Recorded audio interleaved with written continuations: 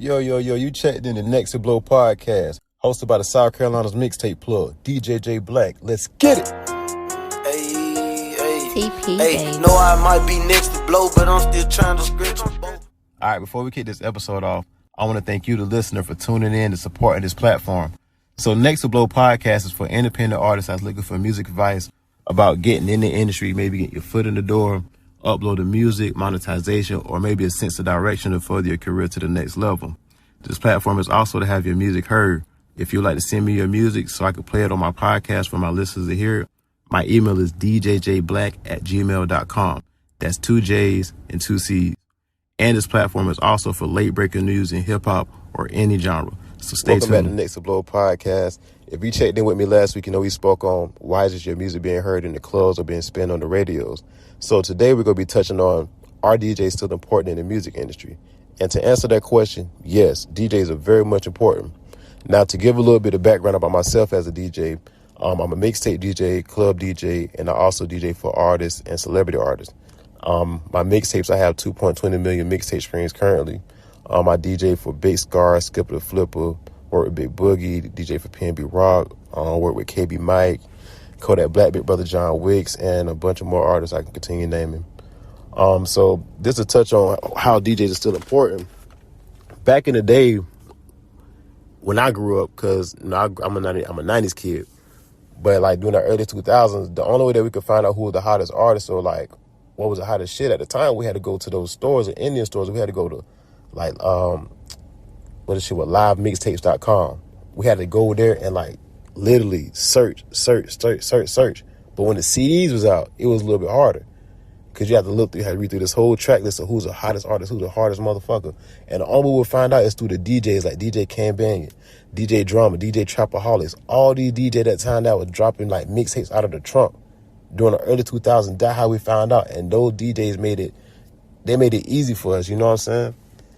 And I respected them. So I was like, damn, man, I want to be like these DJs that throw out the hot ass music. So that's why I always respect them. I had I guess a big outlook on that. So that's why I say DJs are very much still important to this day, because we still have that effect. Like, for a prime example, DJs now, we put a lot of music up on Instagram or our Facebook or our Twitter, you know, to promote artists. Or if we actually locked in with an artist. So it's the same thing that we was doing back in the day. Only thing now we're just doing digitally. You know what I'm saying? Now, this is going depth, how DJs are important. Let's say if you want to feature from an artist, or you want to, you know, get in contact with a certain music label. Majority of the time, DJs, like for myself, we have more pull than certain artists do. Not saying that your artists don't have no pull. Not saying that at all. But certain DJs just have a little bit more pull because we had that relationship with certain with certain labels, or we had a relationship with certain people that's in the industry. For a prime example, I had an artist that wanted to feature with Black Youngster. Our camp knows his manager very well. So we reached out to him, to his manager. So he gave us a number. The number would have been a whole different number if the artist would have reached out himself. And it goes back to saying that relationship that the DJ built with the fucking manager. Now let's take it a step further. Let's say if you want to perform at a Rolling Loud, let's say you want to perform at a Coachella, whatever. This is any kind of music event. If you have to pay this big ass amount, or it costs $1,500 just to even get on the ticket or whatever, if the DJ got some kind of pull, well, let's say the promoter or the actual event person, or even the DJ that's on the event itself, we can get you in there either with half of the price or no price. You have to be locked in with that DJ, like I spoke about last week. Build a relationship with a DJ, lock in with a DJ is so important. Now I'm gonna take it on a local level. If you got a DJ, or you want to get your song spin in the club, lock in with that DJ. Go to them clubs like every week. You ain't got to just go like shoot it to him right then that first time you go, but like learn the process. Learn when he ain't like really doing too much. Learn when he trying to like fuck with the independent artist. Cause some DJs will fuck with your shit in the club, real shit. You just got to know when. But you know, constantly go there, talk to him, tell him who you is, whatever. Once y'all build a relationship, I start with that relationship. You got to make sure you got some fire-ass music now. You got to make sure that's something that he can actually bump in the club that ain't go fuck up his reputation. Because the thing is, that's what a lot of artists don't understand. Y'all come to clubs And I'll be like, man, bro, spin my shit. I got my USB, da-da-da. That's cool. Oh, I pay you, da-da-da-da-da. That's cool, bro. That's cool. The thing is, you got to understand, it's like a chain of command. If I put this song on, is it going to fuck up the crowd? Is it going to fuck up the club? Is it going to fuck up the money? Because if people leaving, we got to think. I'm trickling down all the way down to the chain of command. If people outside waiting to get in the club, they see an ass of people leaving because I threw your song on. What the people in the line going to do? They go leave. They go fuck the club money. They go fuck up the dough, bar, security. Then they go trickle down to me. Why everybody left? Because the DJ threw that lame ass song on. That's why we be saying that shit. It's not to say, oh, we ain't trying to fuck with your music. It's just the thing is it worth it? Do you have a fan base? Do you have fans in here that know your song locally? If not, there's no point of putting it on.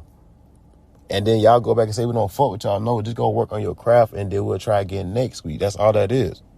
You know what I'm saying? That goes back to saying, why to lock in with a DJ? If you got a song that you haven't released yet, or that you feel, if you're about releasing, send it to DJs. Send it in the email blast. And then I'm pretty sure you'll get some feedback from DJs like myself. I have a lot of artists that hit me up, hey, bro, I got a song that I want to drop. Tell me how this sound. And I give them my honest feedback. I told a lot of artists, hey, nah, this ain't it, bro. You got to work on this, that, and the third. And they will be genuinely happy that I told them the truth rather than let their friends hear or let their peers hear and they tell them some shit that they just want to hear. I'm going to tell you the truth because I want to see independent artists succeed because I know how hard it is. You know what I'm saying? So don't ever take it as a DJ's hating. And not only that, even if I just said, oh, no, it ain't right, go ask another DJ to keep going because the thing, it don't just stop with me. Ears are different. Everybody hears shit differently. But the thing is, too, DJs are really A&R's, artist repertoire. So we have that ear so we will know if it's a hit or not. I know in my soul if it's a hit. Like, for example, Big Yavo, when he first came out with No Pen, the first time I heard it is when he was like, nobody even know who he was. I told my partner, I said, bro, y'all need to go ahead and book him, bro. I already know he about to pop. Nah, bro, I don't know if he about to pop, but he's straight, though. I said, bro, in 3 months, I said, bro, I know this shit because I done kind of got a good idea of this shit, how it worked. And I lie to you not. Y'all see what Big Yavia what now? Boy done blew up. So all it takes is that right DJ, bro. And just locking in and like I said, investing. You got to have a real relationship with that DJ, not just some one-time thing where you're like, oh, they can get me in this dough and I'm going to leave them. That's why a lot of DJs don't work with artists because it's not like y'all owe us anything, but it's like, damn, don't just this shit on us after we put y'all in a good position because I done flew artists out to California and all kind of shit and got them certain things and deals or whatever. I've done that and I have proof of that. I've done a lot of things for artists where, not saying, oh, you owe me anything, but it's like, damn, just show the appreciation. You know what I'm saying? You don't owe me anything, no money, none of that, just the appreciation, that's all. But if I do all those things and y'all understand why, as a DJ, we go so hard, then y'all get, I guess, a more sense of respect. You know what I'm saying? Of, all right, I see why DJ goes so hard. I see why it's a process to get this shit done. Because we got the blueprint. All we got to do is have an artist that's willing to listen or that's willing to compromise and meet us at the same level. You know what I'm saying? So when y'all hit these DJs up in the inbox, don't come with, oh, what can you do for me? It should be already what you're doing for yourself and what I can add on to it to help you and help you grow and progress in your career. That's what I'm here for. I'm not here, or any DJs here, to just goddamn just have everything right then. Like I got the whole contracts and everything. That's another thing y'all be asking us to sign, y'all. Bro, some of us DJs, we can't just get y'all in certain, we can't just open the door that fast. Not saying we can, but it's just a process of that shit, man. It's hard to explain. It's a process. I be having artists, bro, get me in the door. This person, I can, but is it worth it? And did you go continue having that grit and that consistency? That's the main thing about this shit. You know, it's just like investing in the stock, bro. That shit got to be consistently going up, bro. That's how we look at an artist. You got to be consistently going up. It ain't about the money. It's about what you going to do. How much time you going to invest in this shit. How much blood, sweat, and tears you going to put in this shit. All right, y'all. So y'all know Next to Blow podcast is also for artists to have their music heard through my listeners and to also receive feedback. So today I have an artist by the name of Young Moguls sharing her new song, Mad. Follow her on all social media platforms at Young Moguls 95. Yeah. RGM.